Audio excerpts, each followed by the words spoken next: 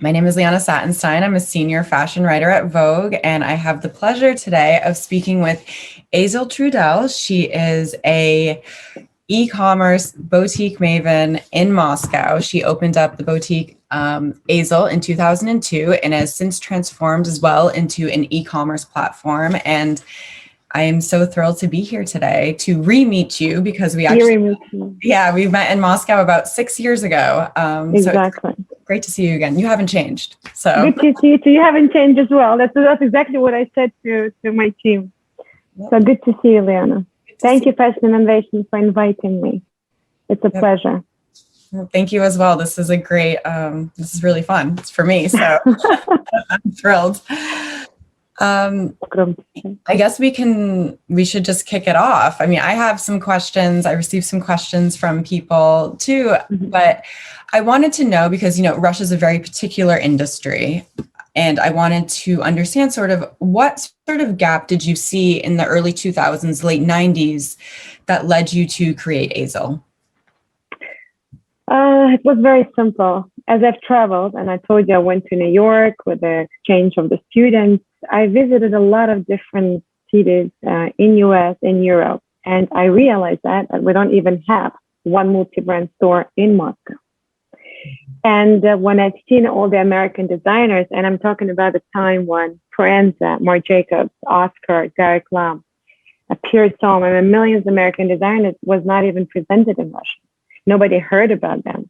And the idea was that I would introduce something completely different, completely new to my people, to my clients, and I would show them that there's existing other brands that you can mix and match. And I think that was one of the most desirable things for me to do, to meet all these designers and to introduce them to the Russian market. Over the years, we started to work with the European designers, and we brought a lot of designers to Moscow back in the 90s. And 7 years after I decided to open online, we was the first online platform in Russia who was selling ready-to-wear jewelry, beauty products. It never existed before in our segment. And we started to get a lot of requests from the cities in Russia because we were only in Moscow, and there's different cities calling us, please, can you do the store here? Can you do the store here? Can you ship us? So it was a bit impossible. And we said that, okay, we knew that Net-a-Porter was a great project. I know Natalie very well. We were doing buying many, many times together at the same showrooms and sitting in the same, row on the fashion shows. And I've seen she's a truly amazing person, and what she's done for online. She started the online. For me, she introduced and she broke this invisible wall that existed before to sell, clothes without trying them online. So it took me a while as well to break that wall because it didn't exist in Russia before. And of course, the rejection was in the beginning quite strong. They couldn't believe how they can buy clothes without trying, and what's going to happen with the returns and etc. So yes, it was not easy, but thank God we did it, because what we were able to achieve, we opened up so many doors for so many cities in Russia. We're delivering to 17,500 cities in Russia. And that's quite impressive because the geography is tremendous.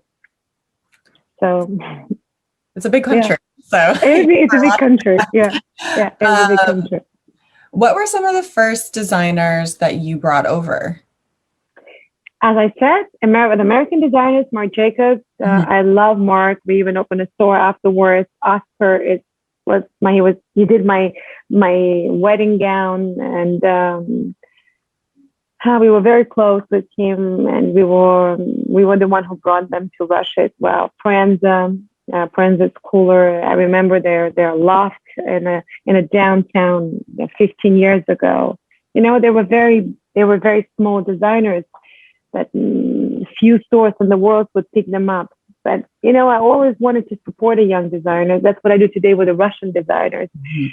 Back then, they didn't have so many Russian designers. So my focus was on the international designers to bring them to Russia and to open up for them the market, which I did. We brought Stella McCartney to Russia. We brought Alaya to Russia.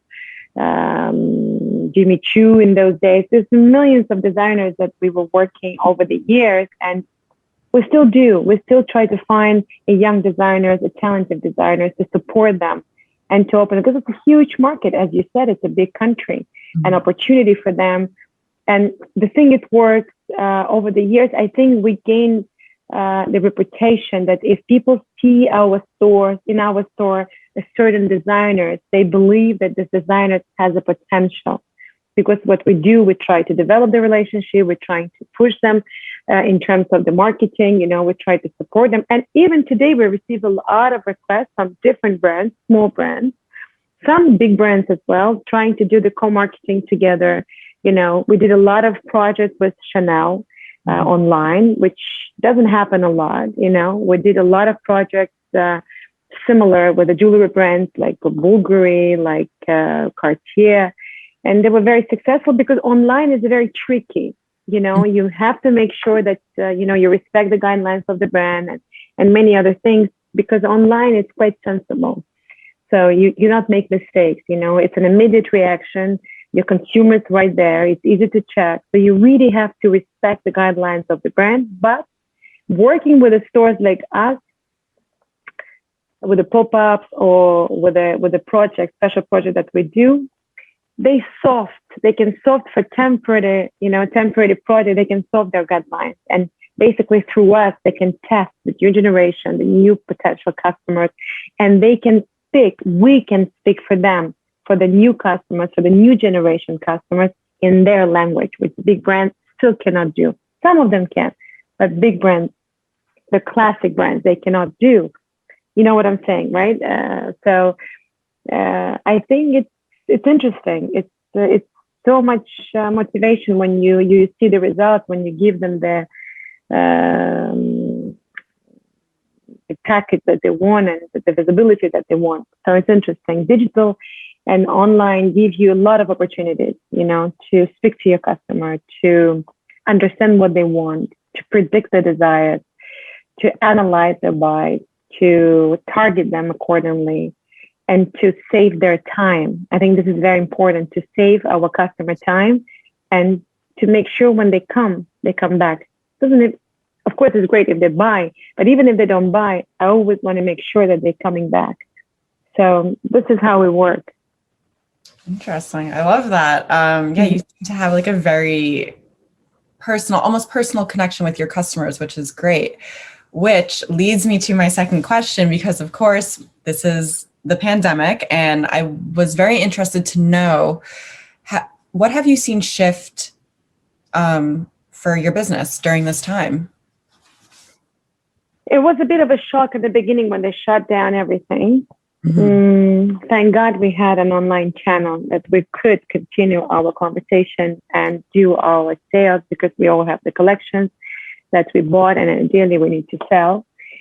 It was shock because a lot of people, not everybody had a store. So we started to have a lot of requests from the partners, because we also a marketplace platform in Moscow.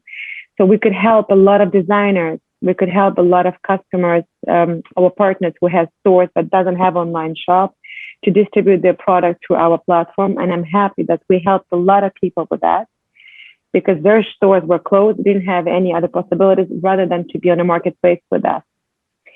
And so we kept our studio open, and I'm grateful for the people who supported us during the pandemic, my staff in a studio, the content managers, everybody who is responsible for making the beautiful photo online, and IT team. So they were risking their life at some point, because we had a right as an online shop to come to the office. Of course, we were keeping the mask and the gloves, but we had to make it keep going. But it helped a lot of people to save their collections, to save their business. And in that crisis, because it was a crisis, and it still is, the desire was to help people. That's why we did the Russian Fashion Week online, and I gave them my platform, because it takes time to create a platform. It takes time to put it all together. And with the pandemic, of course, when you stay at home, it was almost impossible to do it as fast. So I was happy to share our platform with the Russian Fashion Week, because as I said, a lot of designers work on their collections. They had to show it somehow. And thank God we had an opportunity to help them. So they didn't lose their wholesale customers. They didn't lose their final customers. And it also helped them. So I'm grateful to God that we had this opportunity, and we had created online store 10 years ago. That over the years we're trying to, make it better every day. We're still learning, but at least it's a working machine that's giving us a good result. Wow. Okay. That's amazing that you gave them, because your platform, everyone knows your platform. So that's pretty fantastic for, people who are struggling during this time to have an outlet, which is different. Yeah. That's amazing. I love hearing that. Also, another thing that I find interesting is, we have like our sustainability trends, not trends, but like our focus on sustainability in the US. But what is it like in Russia, and how is AIZEL shifting with that? Sustainability is an interesting question for me. Because I think that personally, sustainability, it not only has to be in fashion, it has to be, around us, around our lifestyle. And as you may know, it was created in 1970s. It's coming from Norway, this world. And she was, let's remember her name, Brundtland. She was the Minister of Ecology in Norway in those days. And she was the one who created it. And then she was invited to European Union to work and to be responsible for this organization inside. If you're talking about fashion, we're still at the very raw stage with the sustainability in Russia.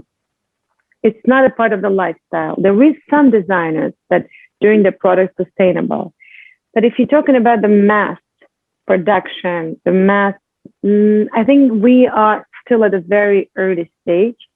Maybe there is some element that's happening, but as I said in the beginning, I think it's very important to look at the sustainability, not just through the fashion, but around our life, around the poverty, around the climate changes. There's many things around it that should be efficient in the end, because if we talk about just sustainability in a fashion and creating the special lines, we were working with, I think it's important what's happening. It's important that people are talking about that. I think we should do more thing in Russia to motivate people to be responsible for the environment, because that's what it is, right?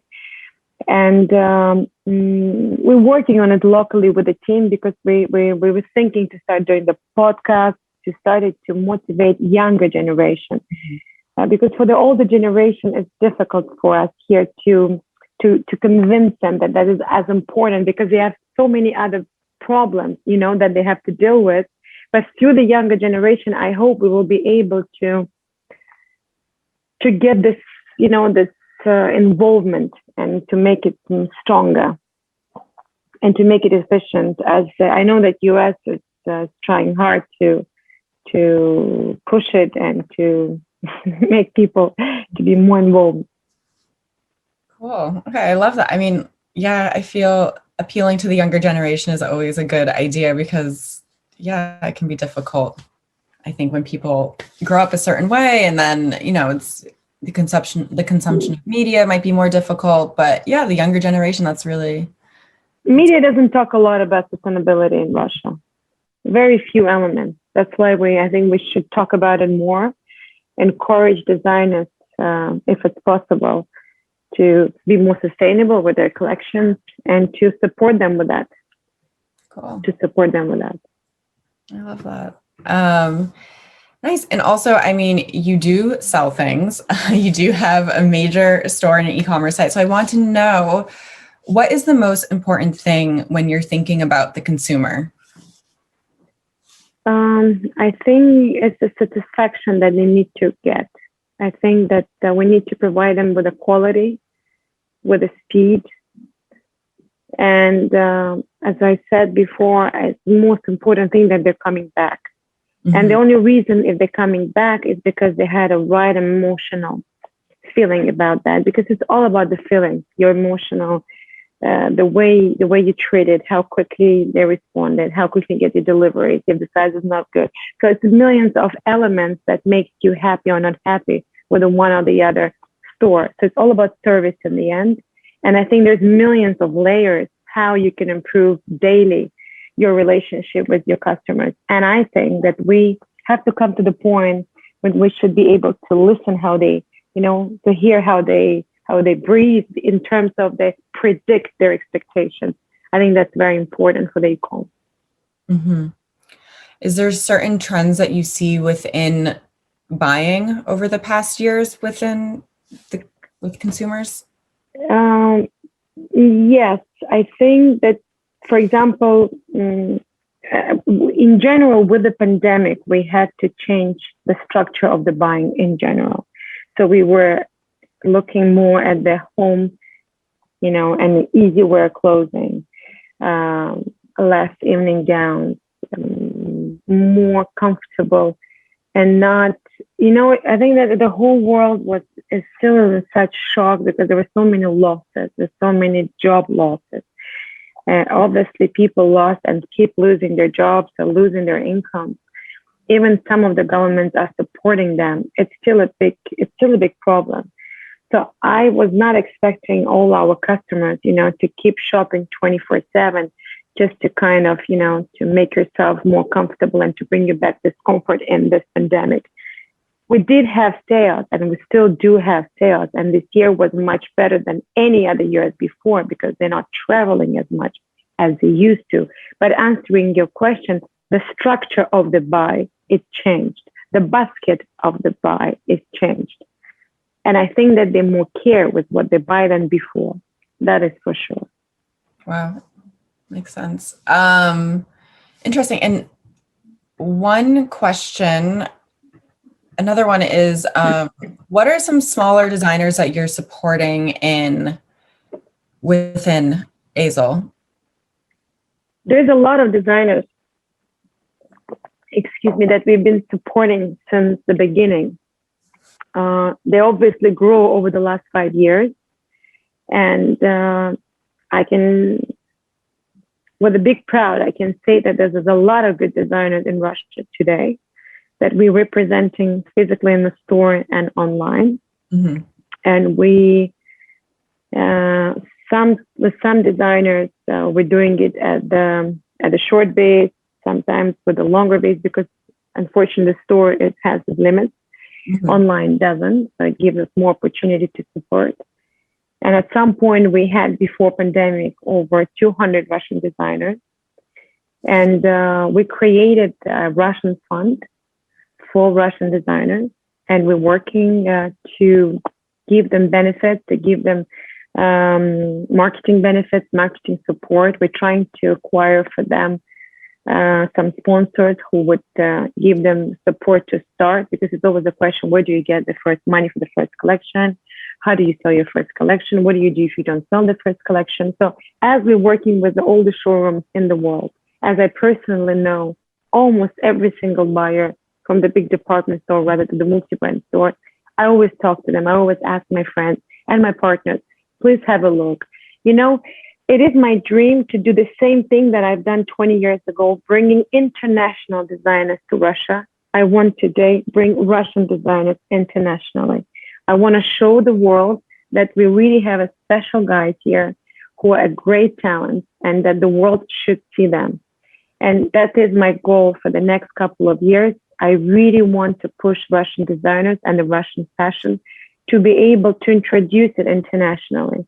Because I believe that that's a great opportunity that we can build the bridges between our countries in this specific way. Fashion has no borders, and I hope you have the same feeling when you travel to Russia. That, it was funny, during the Olympics, I have a small restaurant on a Red Square with my partners. So I brought Le Duret, the French brand, maybe macaron, to Russia. And during the Olympics, I was working as a steward, as a waitress for 3 days in the restaurant, because I was serving all the clients 3 days, all day long. And the reason I was doing that because I wanted to see what people think about coming to Moscow. Are they feeling safe? Are they feeling comfortable? Do they like the city? Because Moscow over the years become, in my opinion, one of the most beautiful cities in the world. The way it's lighted, the building, really, it's beautiful. It's on fire. And a lot of people told me that they couldn't expect even a 15% what they've seen in Moscow during the Olympics. That they couldn't. It was totally a shock for them when they've seen Moscow the way Moscow is in the reality. Mm-hmm. And I hope that after the pandemic, I know that the government is working on the simplifying the visa situation. So we want to open the doors. We want the tourists to come. I want the tourists to come. I want to become one of those stores, like, you know, when we go to Paris, we go to Colette.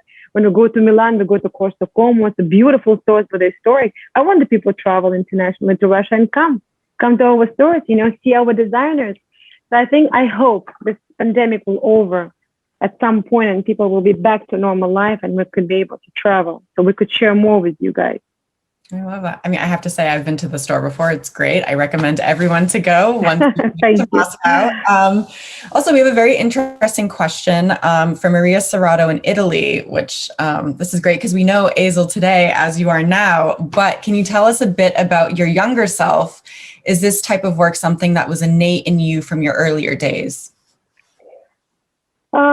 You know, I was at the university.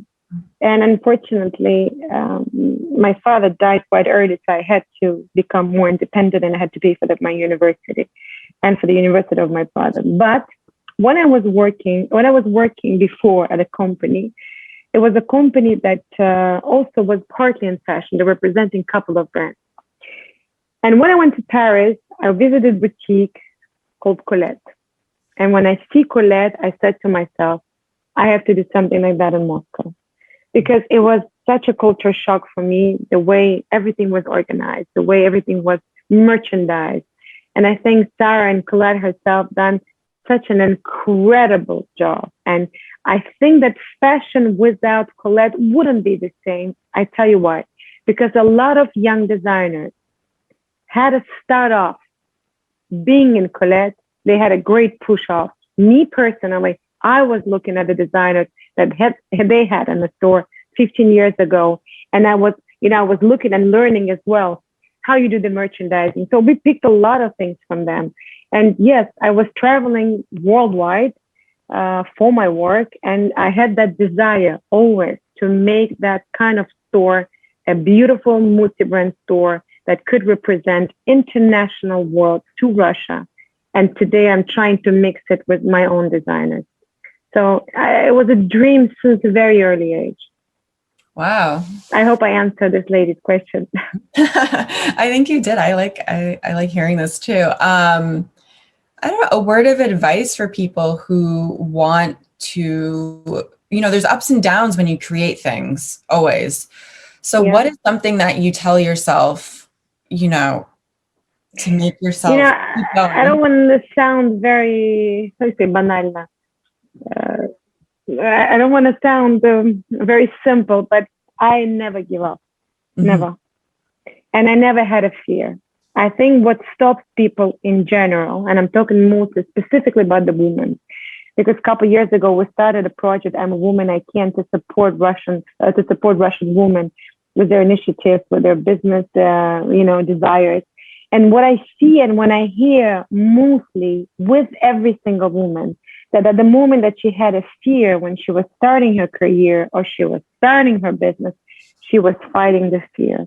Because if you give it away, you can do things. Even if you fail, you just get stronger. I know many people say it already, and I'm not the only one who's saying that, but that is so true.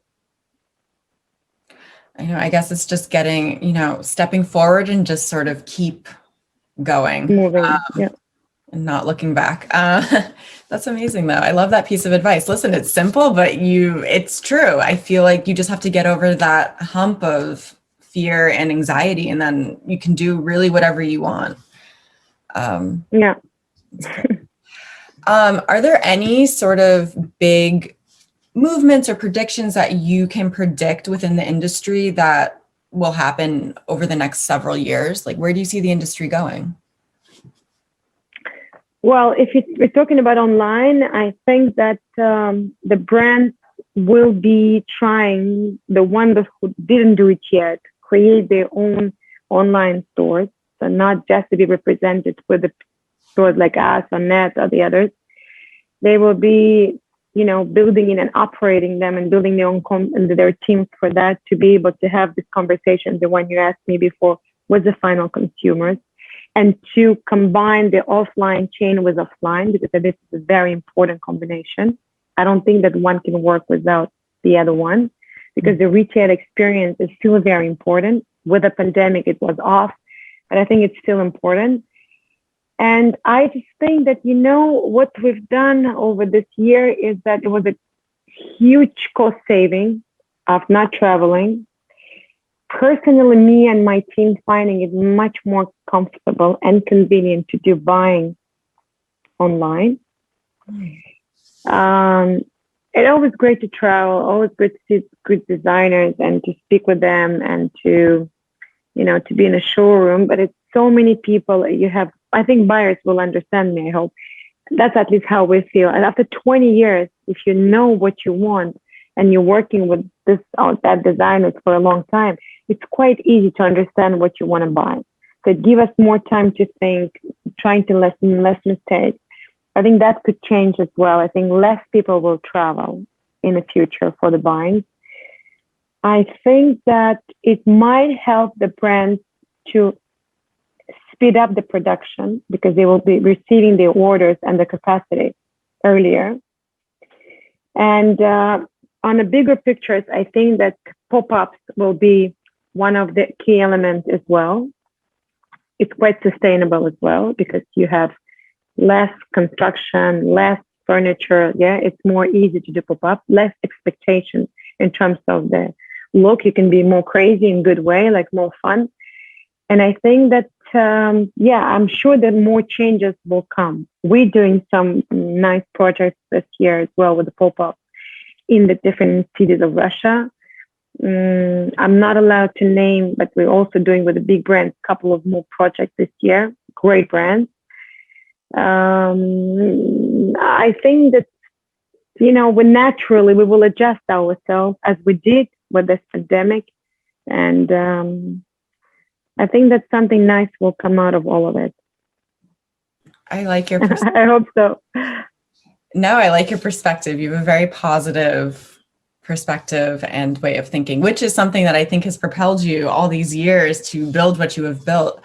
I find interesting about the buying online, how you said it's easier, because usually I feel like people were very frantic in the beginning, not being able to see collections in person. So I find that a very interesting detail that you noted. Yeah, but over the years, we started to shoot better, to do the videos, to make them feel the product without touching it. So it's easier for them. Before we didn't have videos, then we started to have videos. Before we have one quality on the photo, without models and on a model. So, we're trying to improve every day. We're thinking what to do, the description, the measurements. So it's an endless project. You can keep improving yourself every single day. And that's what we're trying to do. And sometimes you have mistakes with the sizes, but the returns have to be very comfortable. They don't have to be difficult, and you just have to make their life easier. And I think it's a lot of time consuming that you gain a lot of time when you don't go to the banks. If you know what you want, it's easy. Online is much easier. Today people started to buy in Russia online, food online. Oh. And now we're working on something very big with one of our partners, which will be hopefully allowed to announce in March, early March.